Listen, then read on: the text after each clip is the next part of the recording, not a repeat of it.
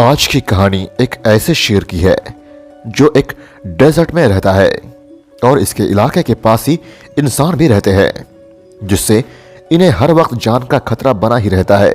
एक समय वो अपने 4 भाइयों के साथ बड़े ही शान से रहता था, लेकिन आगे चल के हालात कुछ ऐसे हुए जिसकी वजह से बात उसकी जान पे बन आई थी।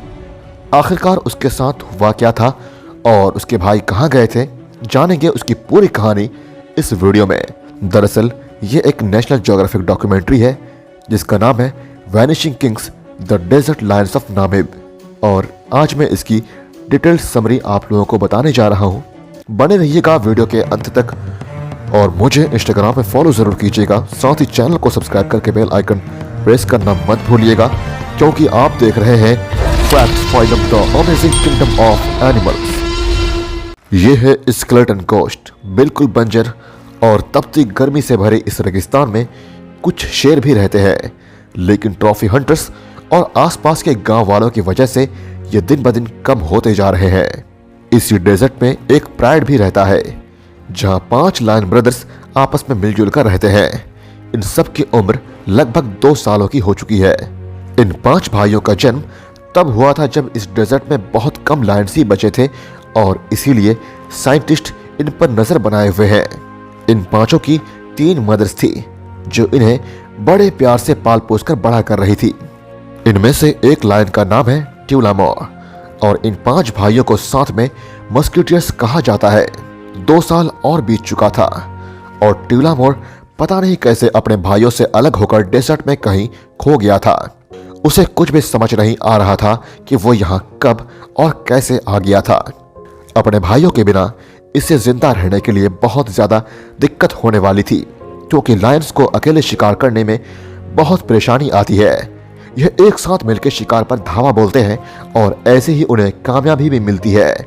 2 साल पहले जब ट्यूलामोर अपने परिवार में रहता था तब उसने अपने माँ के साथ मिलकर शिकार करना सीखा था और तभी वह समझ गया था कि एक साथ मिलकर शिकार करने में कितनी ताकत होती है। उस समय 5 भाई मिलकर शिकार करना सीखते रहते थे और धीरे धीरे ये शिकार करने में माहिर होते गए। जैसे जैसे ये बड़े हो रहे थे इनमें एग्रेशन बढ़ता जा रहा था और धीरे धीरे वो वक्त आने लगा जब इन्हें प्राइड को छोड़कर हमेशा हमेशा के लिए जाना था। भले ही ट्यूलामोर अपने माँ से कितना भी प्यार करता हो, पर इसे अपने घर से दूर तो जाना ही पड़ता। आगे जाकर इन 5 भाइयों ने प्राइड को छोड़ दिया और अपने लिए नए इलाके की खोज में निकल गए। मेल लायंस के लिए उम्र का यह पड़ाव सबसे कठिन होता है।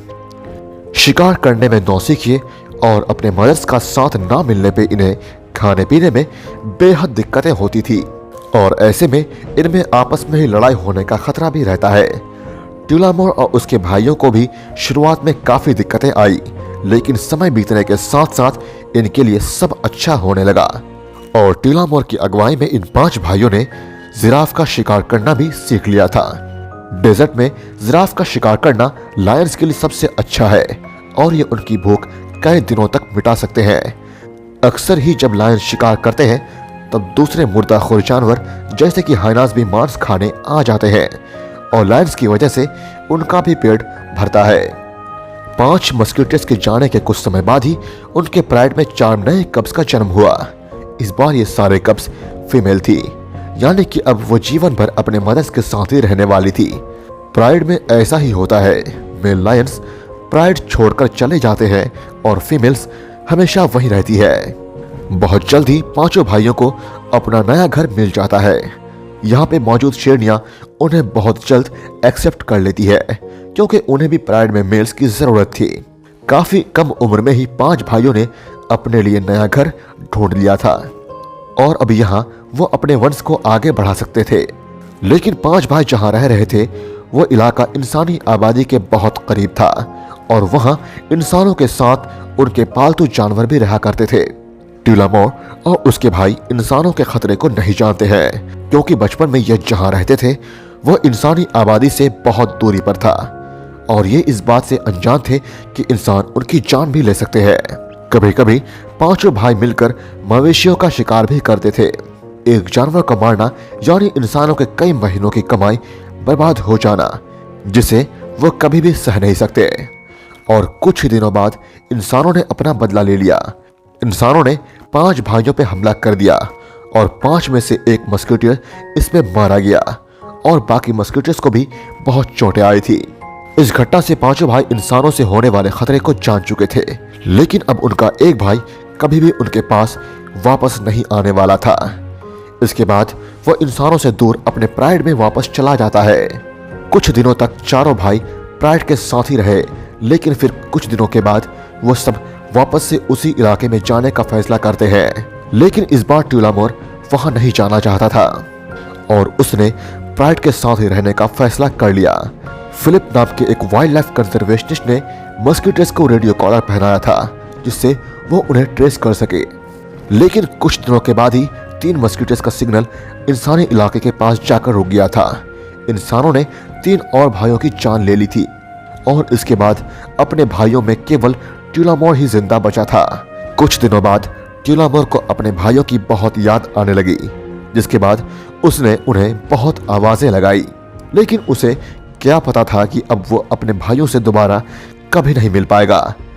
फिलिप आखिरी बचे मस्कीटियर की जान किसी भी हाल में बचाना चाहते थे, इसलिए उन्होंने ट्यूलामोर को वहां से बहुत दूर ले जाकर छोड़ दिया। उस जगह पर एक प्राइड भी था जहां रहकर वह खुश रह सकता था और अपने जीवन में आगे बढ़ सकता था।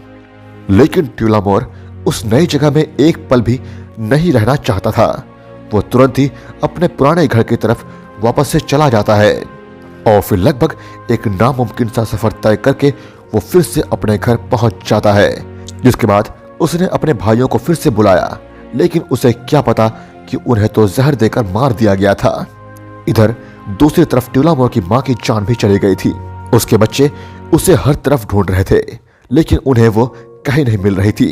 ट्यूलामोर की मौसी भी अपने बहन को हर तरफ पुकार रही थी, पर ये सब इस बात से अनजान थे कि अब वो इस दुनिया से जा चुकी है। ट्यूलामोर की मौसी माहिर शिकारी है और इसीलिए वो अकेले भी शिकार तो कर सकती है, पर अब उसे इसमें पहले से ज्यादा दिक्कत होने वाली थी।